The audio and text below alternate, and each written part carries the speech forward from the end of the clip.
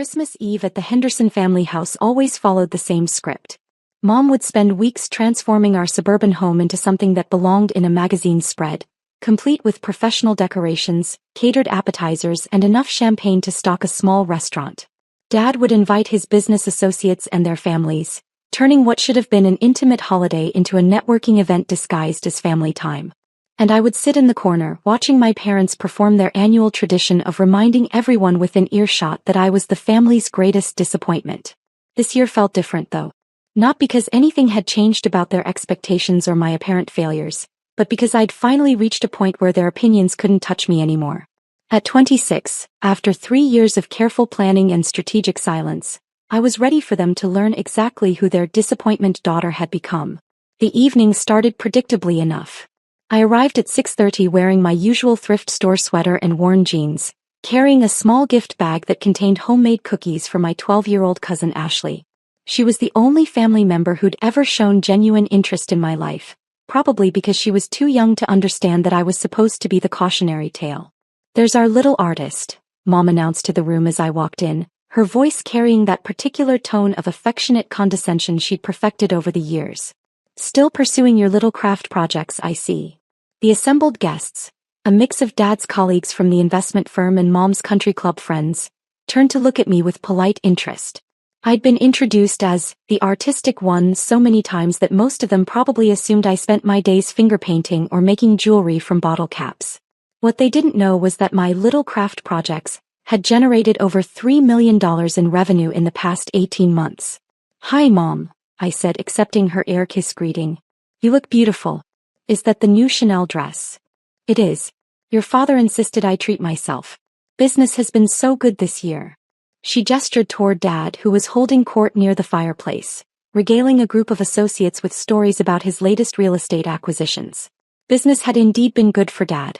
Good enough that he'd bought Mom the $4,000 dress, the new BMW in the driveway, and the vacation home in Aspen they'd been posting about on social media all fall. What he didn't know was that his good business year had been largely subsidized by investments I'd been making in his company through a shell corporation I'd established 2 years earlier.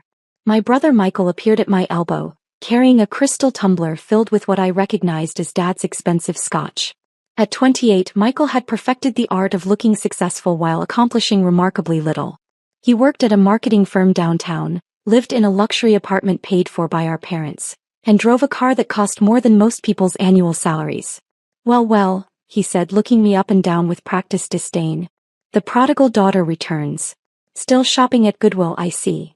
Still living in Mom and Dad's financial shadow, I see," I replied sweetly. His expression darkened, but before he could respond, our cousin Ashley bounded over with the enthusiasm only 12-year-olds could muster for family gatherings. "Katie, I didn't know you were coming. Did you bring any of your art stuff? I told my friends at school about those paintings you showed me last summer and they want to see pictures." "I brought you something even better," I said, handing her the gift bag. "I made these myself." Ashley opened the bag and pulled out a tin of decorated sugar cookies, each one hand-painted with intricate designs that had taken me hours to complete.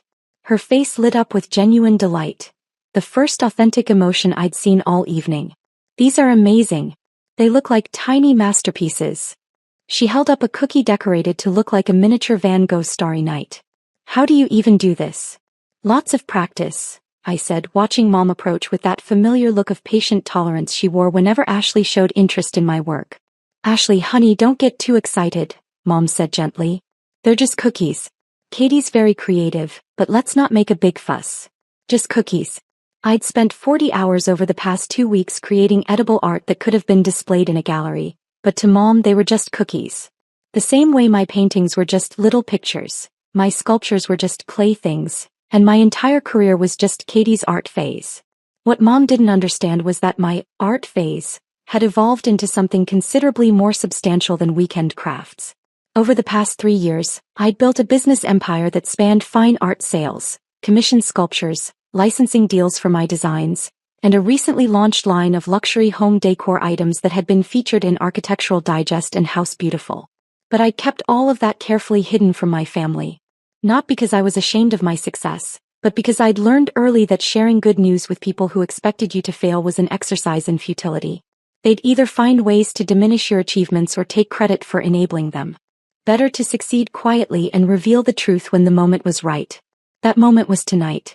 The gift exchange began around 8 o'clock, following the same hierarchy it had maintained for as long as I could remember. Dad and Mom exchanged expensive presents that had clearly been chosen by personal shoppers. Michael received the latest tech gadgets and designer accessories. Ashley got everything on her Christmas list plus several items she hadn't thought to ask for. And then everyone turned to look at me expectantly. "I'm sorry," I said, settling deeper into the armchair I'd claimed in the corner. "I can't afford gifts this year. Money's been really tight." The silence that followed was deafening. Not because anyone was surprised. My financial struggles were a well-established family narrative, but because I'd stated it so matter-of-factly in front of Dad's business associates. Mom's cheeks flushed pink with embarrassment. "Katie, surely you could have managed something small. Even homemade gifts show effort." "I brought Ashley cookies," I pointed out. "I meant for everyone," Mom said, her voice taking on that edge it always carried when she felt I was reflecting poorly on the family's image. "This is Christmas, honey. It's about showing appreciation for family." "And I do appreciate family," I said calmly. "I just can't afford to show it financially right now." Dad cleared his throat from across the room. "Katie, if money is such a problem, maybe it's time to consider more practical career options. There are plenty of entry-level positions available for someone willing to work hard." Entry-level positions. I was sitting in a room full of people who considered Dad a successful businessman, listening to him suggest I find entry-level work, while he remained completely unaware that I'd been one of his company's largest investors for the past 2 years. "You know what your problem is?" Mom continued, warming to a familiar theme. "You've never learned the value of money because you've never had to earn it properly. Art is a lovely hobby, but it's not a career."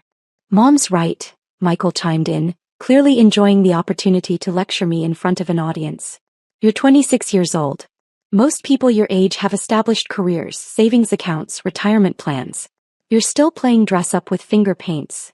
I looked around the room at the assembled guests, most of whom were politely trying to pretend they weren't witnessing a family intervention disguised as a Christmas celebration.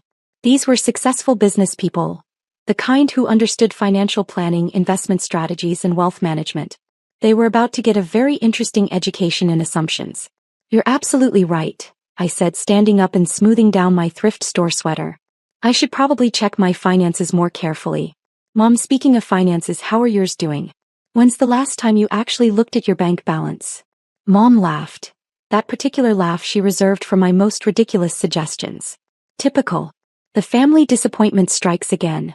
"Katie, honey, your father and I are doing perfectly well financially. We don't need to check our balance like college students." Dad nodded in agreement, his expression patient but condescending. "We've been managing money since before you were born, sweetheart. I think we understand our financial situation." "I'm sure you do," I said pleasantly. "But humor me. When did you last actually log into your bank account and look at the numbers?" "This is ridiculous," Mom said, but I could see uncertainty creeping into her expression. "Why would you even ask that?" "Just curious," I said. "You seem so confident about your financial situation. I'd love to see that confidence in action." The room had gone completely quiet. Dad's business associates were watching this exchange with the fascination people reserve for car accidents, unable to look away but uncomfortable with what they were witnessing. "Fine," Mom said, pulling out her phone with an exaggerated sigh. "If it will end this nonsense, I'll show you exactly how wrong you are about our finances." She opened her banking app, entered her password, and waited for the account information to load. I watched her face carefully as the numbers appeared on her screen. The color drained from her cheeks so quickly I thought she might faint. "That can't be right," she whispered, staring at her phone. "This has to be some kind of mistake." "What is it?" Dad asked, moving closer to look at her screen. "The savings account," Mom said, her voice barely audible. It's almost empty. The checking account too. How is that possible?" Dad grabbed the phone from her hands, his expression shifting from confusion to alarm as he saw the numbers. "This has to be an error. Call the bank. Someone's made a mistake." "Maybe check your credit card balance too," I suggested helpfully. With shaking hands, Mom opened her credit card app. The number that appeared on the screen made her gasp audibly. $43,000, she read in a voice that cracked with disbelief. "I owe $43,000. But that's impossible. I pay the balance every month. Do you? I asked gently. Or do you pay the minimum and assume Dad's covering the rest? The silence that followed was profound. I could see the pieces clicking into place in both their minds. Months of unchecked spending, assumptions about automatic payments, credit card bills that someone else was supposed to be handling. The vacation house, Dad said suddenly. The mortgage payments. I thought you were handling those. I thought you were handling them, Mom replied. And the BMW payment? I thought that was coming out of the business account. I watched my parents realize in real time that their comfortable lifestyle had been built on a foundation of assumptions and miscommunications. They'd been living like wealthy people while their actual finances crumbled beneath them. This is impossible, Michael said, though his voice lacked conviction. There has to be an explanation. There is an explanation, I said calmly. You've been spending more money than you've been making. For quite a while, actually. That's ridiculous, Dad snapped. The business has been doing incredibly well. The best year we've ever had. Has it? I asked. Or have you just been assuming it was doing well because money kept appearing when you needed it? The look of dawning horror on his face told me he was beginning to understand. Dad, I continued, when's the last time you actually looked at your business financials? Not the summary reports your accountant sends, but the actual detailed statements. The accountant handles all that. James has been managing the books for 15 years. And you trust James completely? Of course I trust him. He's family. James, Dad's brother-in-law who'd been managing the company's finances since before I was born. The same James who'd been embezzling money for the past 3 years, thinking no one would notice because Dad never looked at the detailed reports. The same James whose theft I'd discovered 6 months ago when I'd started investigating the company's finances as part of my investment strategy. You might want to call James, I suggested. Ask him about some of the recent transactions. Dad fumbled for his phone, his hands shaking as he dialed. The conversation that followed was brief and devastating. James wasn't answering his phone, and when Dad tried calling the office, he discovered that James hadn't been seen in 2 weeks. He's gone, Dad said numbly. The office manager says he cleaned out his desk and hasn't been back since. And the money? Mom asked, though her voice suggested she already knew the answer. Gone too. The Christmas party had transformed into a wake. Dad's business associates sat in stunned silence, realizing they were witnessing the collapse of a family's financial foundation in real time. Mom clutched her phone like a lifeline, staring at the devastating numbers on her screen. We're ruined, she whispered. The house, the cars, the vacation property. We can't afford any of it. Actually, I said, settling back into my chair, that's not entirely true. Every head in the room turned toward me. You can't afford any of it, I clarified. But it's not going to be a problem. Katie, Dad said, his voice heavy with exhaustion, this isn't the time for optimism. We're looking at bankruptcy. Foreclosure. We could lose everything. You're not going to lose everything, I said calmly. Because I'm not going to let that happen. Honey, Mom said gently, I know you want to help, but this isn't something you can fix with good intentions. We're talking about hundreds of thousands of dollars in debt. Actually, we're talking about $847,000 in combined debt, I said, consulting my own phone. Plus the $320,000 that James embezzled from the business over the past 3 years. The specificity of those numbers got everyone's attention. How do you know that? Michael asked suspiciously. Because I've been tracking your finances for the past 6 months, I said simply. Ever since I discovered the embezzlement. You've been what? Dad's voice was sharp with confusion and anger. Tracking your finances. Monitoring the embezzlement. Documenting James's theft. Preparing for this conversation. I stood up and walked to the center of the room, making sure I had everyone's complete attention. 6 months ago, I hired a private investigator to look into James's activities because some of the business transactions didn't make sense. We discovered that he'd been systematically stealing money for 3 years, covering his tracks by manipulating the summary reports you relied on. Why didn't you tell us? Mom demanded. Because I needed time to fix it, I said. And because I knew you wouldn't believe me without overwhelming proof. From my purse I pulled out a thick folder and set it on the coffee table. Complete documentation of James's embezzlement. Bank records, transaction histories, forged documents. Everything you need for criminal prosecution and civil recovery. Dad grabbed the folder with shaking hands, flipping through pages of evidence that painted a clear picture of systematic theft and financial manipulation. This is incredibly detailed, he said after several minutes. Professional-level investigation. I hired the best, I said. Former FBI financial crimes specialist. Cost me $40,000, but it was worth every penny. $40,000? Mom stared at me in disbelief. Katie, where did you get $40,000? The same place I got the money to cover your mortgage payments for the past 6 months, I said calmly. The silence that followed was absolute. You've been paying our mortgage? Dad's voice was barely a whisper. And your credit card bills. And the BMW payment. And the vacation house mortgage. And about 15 other monthly expenses that you thought were being covered by business income that was actually being stolen. I pulled out my phone and opened my banking app, turning the screen so everyone could see the balance displayed there. $3.7 million, I said simply. Current liquid assets, not counting investment portfolios or business valuations. The number hung in the air like a physical presence. I watched my family process the implications while Dad's business associates tried to hide their amazement. $3.7 million, Michael repeated slowly. You have $3.7 million. In checking and savings, yes. Total net worth is closer to $12 million, but most of that's tied up in real estate and business investments. $12 million, Mom said faintly. You have $12 million. I have $12 million, I confirmed. From my little art phase. The transformation in the room was instantaneous and complete. Every person who'd been looking at me with pity or condescension suddenly saw me differently. I wasn't the family disappointment anymore. I was the family's salvation. How? Dad asked, his voice filled with awe and confusion. How did you make $12 million from art? The same way anyone makes money, I said. I identified a market need, developed products to meet that need and scaled the business intelligently. I walked over to the mantelpiece, where one of my paintings hung in a simple frame, a landscape piece I'd given Mom 3 years earlier. She'd hung it in a corner where guests wouldn't notice it, treating it like a child's crayon drawing. This painting, I said pointing to it, was my first commission sale. The buyer paid $15,000 for it. $15,000? Mom's voice cracked with disbelief. For that painting? For that painting. It was featured in a gallery show in New York, where a collector saw it and commissioned 5 more pieces at $25,000 each. Those pieces led to licensing deals with 3 major home decor companies.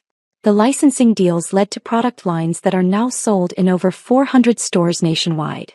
I could see them trying to reconcile the struggling artist narrative they'd maintained with the reality of what I'd actually built. The sculpture series I completed last year? I continued. 9 pieces commissioned by a hotel chain for their luxury properties. $180,000 per piece. Plus ongoing royalties. $180,000, Michael said numbly. Per piece. Per piece. The photography collection sold to a tech company for their corporate headquarters brought in another $300,000. The textile designs I licensed to that furniture company you see advertised on TV? Those generate about $40,000 per month in passive income. With each revelation, I watched my family's understanding of reality shift more dramatically. The little craft projects they'd dismissed for years had generated more wealth than Dad's investment firm had ever seen. But you dress like... Mom gestured vaguely at my thrift store outfit. Like someone who understands that expensive clothes don't create wealth, I finished. I dress modestly because I choose to. Not because I have to.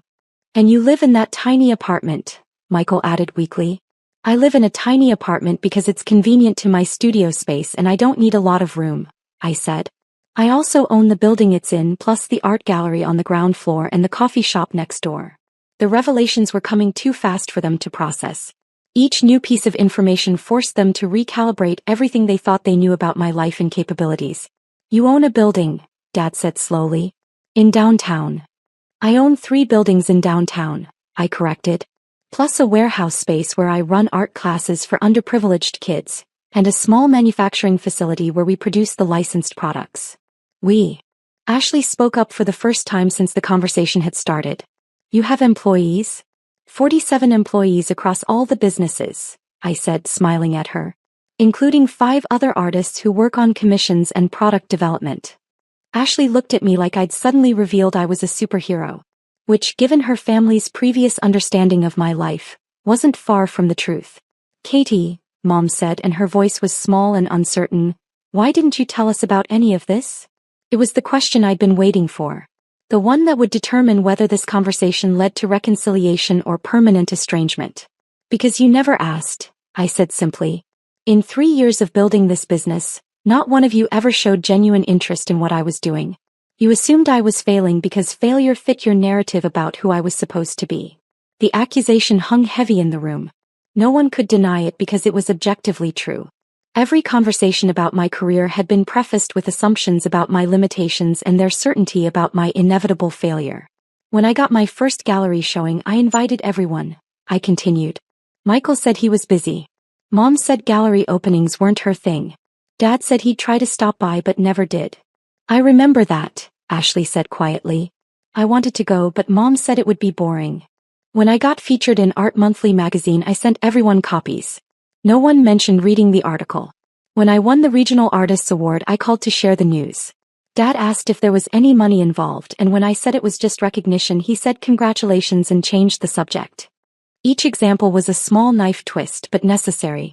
They needed to understand that their dismissal hadn't been casual oversight. It had been systematic devaluation of everything I'd accomplished. So I stopped sharing, I said. I stopped trying to include you in my successes because it was clear you weren't interested unless those successes aligned with your expectations. But honey, Mom said, tears starting to form in her eyes, we would have been proud. We would have celebrated with you. Would you have? I asked gently. Or would you have found ways to minimize the achievements? Suggested I was getting lucky? Warned me not to get my hopes up? Reminded me that art isn't a stable career. She couldn't answer because we both knew what her response would have been. The question now, I said, is what happens next? It was a loaded question. They needed my help. That much was clear. Their financial situation was catastrophic, and without intervention, they'd lose everything they'd worked to build. But help came with conditions, and those conditions would fundamentally change our family dynamics.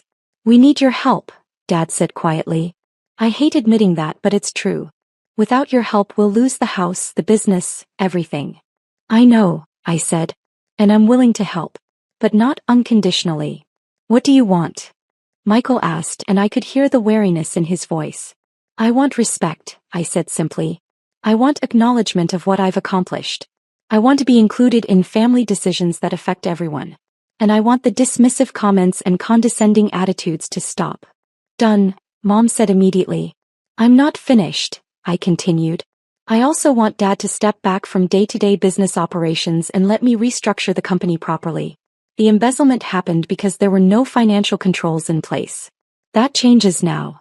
Dad winced but nodded. Whatever you think is best. And Michael, I said, turning to my brother, you're going to earn your place in this family's financial future. No more handouts. No more trust fund lifestyle. You want to benefit from the family's wealth, you contribute to building it. What does that mean? He asked nervously. It means you're going to work for me, I said. Learning the business from the ground up. Proving you can create value instead of just consuming it. The transformation in Michael's expression was fascinating to watch. For the first time in our adult lives, he was looking at me as someone with power over his future rather than someone beneath his concern. And if I refuse? He asked. Then you find your own way in the world, I said calmly. Your choice. The room was quiet as everyone processed the new reality. The family hierarchy had completely inverted in the span of an hour. The person they dismissed as the failure was now the person who controlled their financial future. There's one more thing, I said, pulling an envelope from my purse. Mom, this is for you. She opened the envelope with trembling hands and pulled out a check made out for $50,000. What's this for? She whispered. Christmas gifts, I said. Since I told you I couldn't afford them. The check represented more money than she'd ever held at one time, but the gesture meant something beyond the dollar amount. It was proof that I could have afforded elaborate gifts for everyone. I'd simply chosen not to participate in the family's gift-giving competition. Katie, she said, tears flowing freely now, I'm so sorry. We've been terrible to you. Dismissive and condescending and blind to what you were achieving. We all have been, Dad added. You've accomplished something extraordinary, and instead of celebrating it, we've been treating you like a charity case. I don't need apologies, I said. I need different behavior moving forward. You'll have it, Mom promised. Whatever you need from us, you'll have it. I looked around the room at my family, flawed, proud, and finally humbled enough to see me clearly. This wasn't the Christmas celebration any of us had planned, but it was the conversation we'd needed to have for years. All right then, I said, settling back into my chair. Let's talk about how we're going to rebuild this family's financial foundation. And this time, everyone's going to know exactly what's happening with the money. As the evening progressed, we outlined plans for restructuring Dad's business, implementing proper financial controls, and establishing new family dynamics based on mutual respect rather than assumed hierarchy. It would take time to rebuild trust and establish new patterns, but for the first time in years, I felt optimistic about our family's future. The best part was watching Ashley's face as she realized her struggling artist cousin was actually a successful businesswoman. She spent the rest of the evening asking detailed questions about art, business, and what it took to build something meaningful from scratch.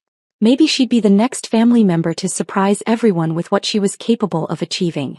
As I prepared to leave that night, Mom pulled me aside for a private conversation. "Katie," she said, "I need you to know how proud I am of you. Not just for the money, but for the strength it took to succeed despite our lack of support." "Thank you," I said. "That means more than you know. And I need you to know," she continued, "that we're going to do better. Be better. You deserved our support and encouragement all along, and you'll have it from now on." I hugged her, really hugged her for the first time in years, and felt the possibility of rebuilding our relationship on a foundation of mutual respect and genuine understanding. Sometimes the best Christmas gift you can give your family is the truth about who you really are. Even when that truth forces everyone to reconsider everything they thought they knew about success, failure, and what it means to support the people you love.